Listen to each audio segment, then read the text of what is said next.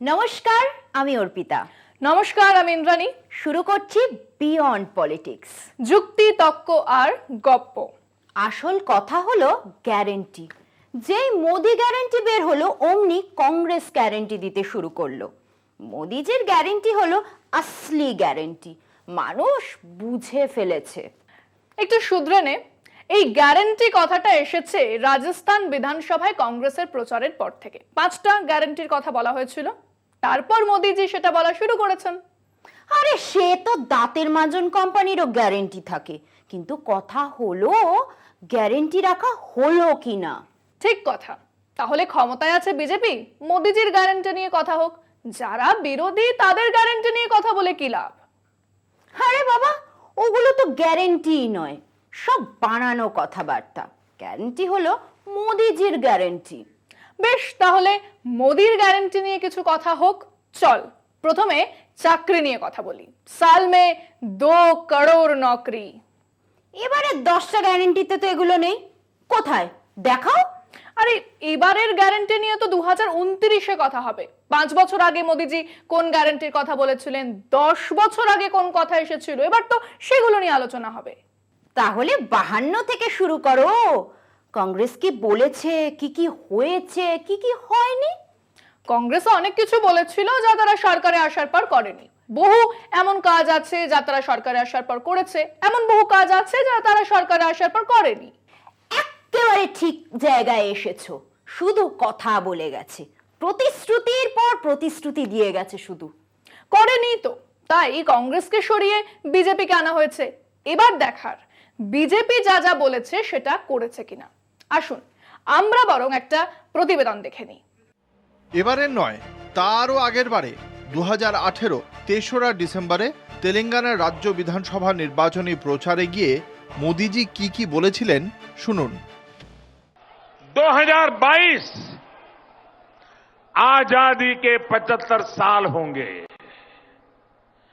2022 आजादी के 75 साल होंगे और हमने ठान के रखी है कि इस देश में हर परिवार के पास अपना पक्का घर होगा।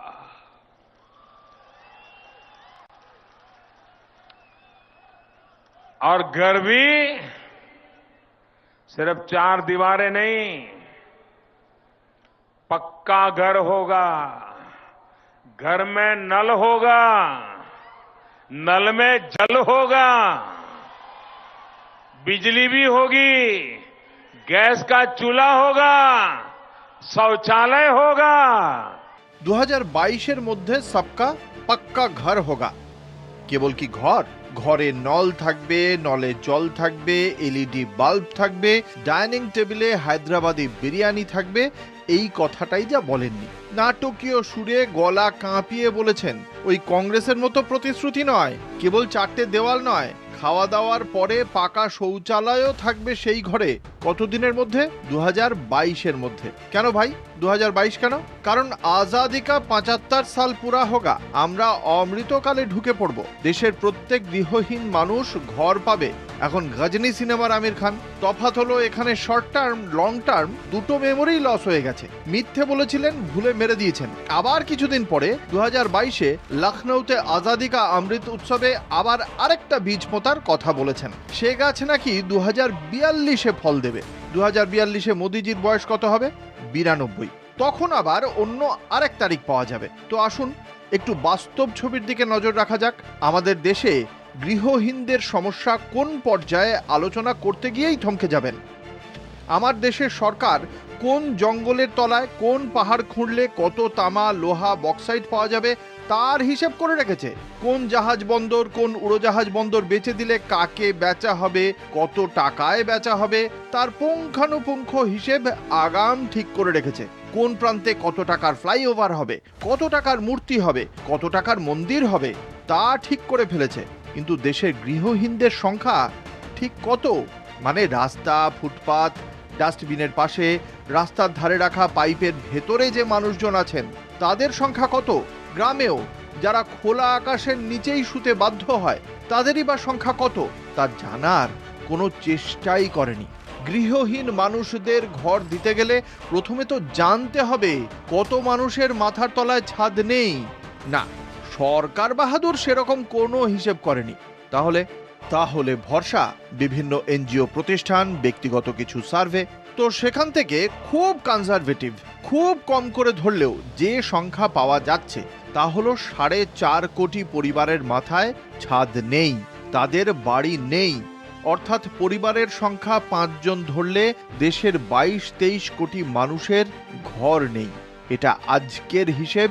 প্রধানমন্ত্রীর কথা মতো এদের ঘর, কল, জল, শৌচালয় সব পাওয়ার কথা এই অগস্ট মাসে, যেদিন স্বাধীনতা 75 বয়সে পা দেবে। এবং মাথায় রাখুন, এই সংখ্যাটা হলো কেবল তাদের যাদের ঘর বলতে কিছুই নেই। এরপর হলো ঝুগ্গি ঝোপড়ি, কোনোভাবে মাথা গুঁজে বেঁচে থাকা। কিভাবে? কেন? অস্কার পাওয়া ছবি স্লামডগ মিলিয়নিয়ার দেখে নিন, চলে যান মানিকতলা, ঢাকুরিয়া, খালপাড় বস্তিতে। সবকা ঘর, ঘর মে কল, কল মে জল, এসব বাওয়ালি দিতে গেলে একটা মারও নিচে পড়বে না। এই মুহূর্তে দেশের 45 কোটি মানুষের কাছে পানীয় জল পৌঁছয়নি। জল বলে যেটা খান সেটা কোনো সাহেবকে নয়, মোদিজিকেই খাওয়ালে দিন 10 হাসপাতালেই থাকতে হবে। কতটা নির্লজ্জ হলে এরকম মিথ্যে বলে দেওয়া যায়? এবং বলার সময় চোখে মুখে মিথ্যে বলার চিহ্ন মাত্র নেই। একেই মনোবিদরা প্যাথোলজিক্যাল লায়ার বলে। দেশের প্রতি 7 জনের একজন রাতে যখন শুতে যান তখন মাথার ওপর থাকে খোলা আকাশ, বৃষ্টি পড়লে জন্তু জানোয়ারের মতো মাথা বাঁচাতে অন্য কোথাও, অন্য কোনোখানে। দেশের প্রতি 6 জনের একজনের বাড়িতে স্যানিটারি টয়লেট, শৌচালয় নেই। মহিলারা ভোর 3টে ওঠেন, অন্ধকার ঢাকে লজ্জা, কৃষ্ণ নয়। দেশের প্রতি 3 জনের একজন পরিশ্রুত পানীয় জল পায় না। প্রধানমন্ত্রী, মুখ্যমন্ত্রী, আমলা দামলা, বিচারক, সাংবাদিকদের টেবিলে মিনারেল ওয়াটার থাকে। শুনিনি কোনো বিচারককে এ নিয়ে আগ বাড়িয়ে কোনো কথা বলতে। দেশ স্বাধীন, আমার একটা ভোট, আপনারও একটা।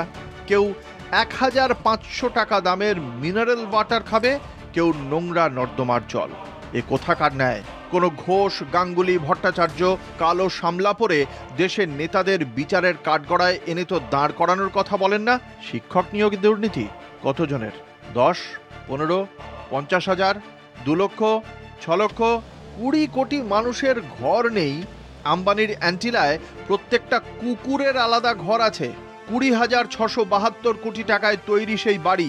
হ্যাঁ, 20,672 কোটি টাকায় তৈরি 27 তলা বাড়ি, যাতে গাড়ি রাখার গ্যারাজ আছে 168 খানা, সিনেমা হল আছে, সুইমিং পুল আছে, 50 জন বেদজ্ঞ পণ্ডিতকে দিয়ে পুজো করিয়ে গৃহপ্রবেশ হয়েছিল।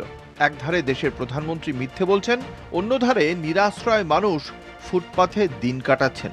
আরেক ধারে প্রধানমন্ত্রী সখা আম্বানির কুকুরেরাও এসি ঘরে রাত কাটায়। এখন উনি আবার নতুন গ্যারান্টির কথা বলছেন। বছরে 2 কোটি চাকরির কথা বলেছিলেন। আজ দেশের বেকারদের মধ্যে 83% যুবক যুবতী 21 থেকে 22 বছরের। যারা প্রথাগতভাবে শিক্ষিত তাদের 66% কাজ নেই। স্কিল ইন্ডিয়ার প্রচার হচ্ছে, মাত্র 4% ছাত্রছাত্রী ভোকেশনাল ট্রেনিং এর সুযোগ পাচ্ছেন।